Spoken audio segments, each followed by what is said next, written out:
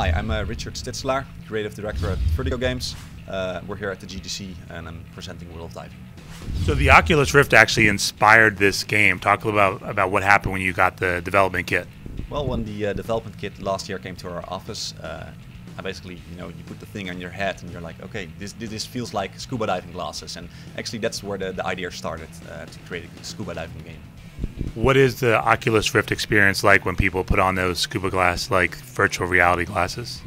It's pretty hard to explain because you need to experience it yourself. It's like if you play a 3D computer game, it's 3D, but you're still looking at a flat monitor. And with the Oculus Rift on, you can actually sense depth, and that's something that you just have to try it. But it works really well.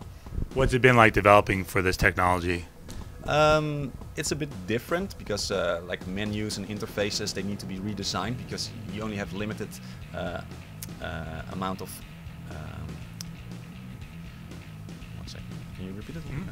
What's it been like developing this game for the Oculus Rift?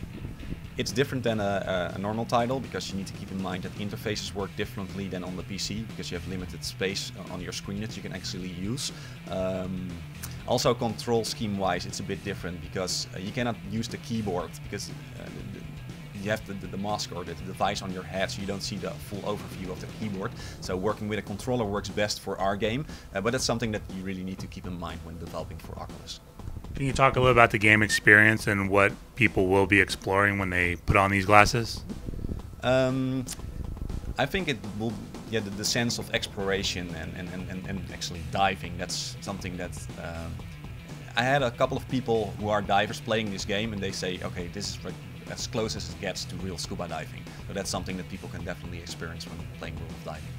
Talk a little about the actual gameplay experience. You're going to start off on an island and kind of walk us from there. Yeah, well, what you can do is just swim around, dive in. You start out with your photo camera, and there are all these sorts of different fishes which you can photograph, and there's a variety of missions where you have to make, for example, a photo of 2 different species in one picture within a certain limit of time. That sort of missions, but also like there's a dolphin trapped in a net and you have to go find the dolphin and then have a mini game where you have to cut the net open to release the dolphin from the net. Salvaging treasure like old cannons and stuff like that, but also use your metal detector to scan for coins within the ocean's bottom or the surface. And then you guys have created this from a procedural standpoint, so give us a sense of the different types of environments people will be exploring. Well, like I mentioned before, it's we start out with a tropical area, which contains caves, deep waters, shallow waters, different types of wrecks. We're going to start out in the Caribbean, so you have all these wrecks, well, not all of them, but a lot of wrecks that are actually there. We remodeled them and to put them into the game. What are some of the other types of items people can accumulate and purchase as they play through this world?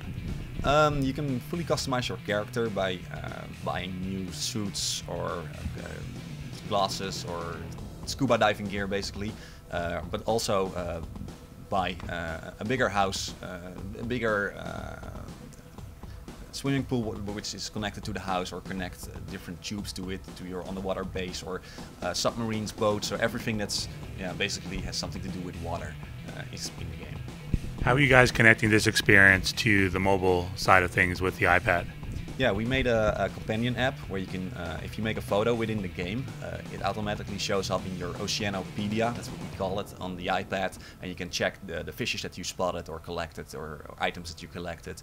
And there's basically a sort of aquarium screensaver on the iPad, which you can use to view if you want to. How have you worked with the actual community in developing this game? Yeah, we have a really active community, which is really cool for us as a developer, because it's different than with what we did before, where we just built a game for a couple of 14 to 16 months. And this is like, we have this alpha version that we release to the community, and together with them we can decide what kind of new features we're going to develop in the coming period. For example, when the game starts, you have three options to vote for. Option number 1 is, okay, we can do this new underwater scooter. Option number 2 is work on this really cool boat mechanic. And option number 3 is make more advanced AI within the game. And the community can vote on, okay, what's the next development task for Vertigo games to develop. And that way we're kind of co-creating it with the community.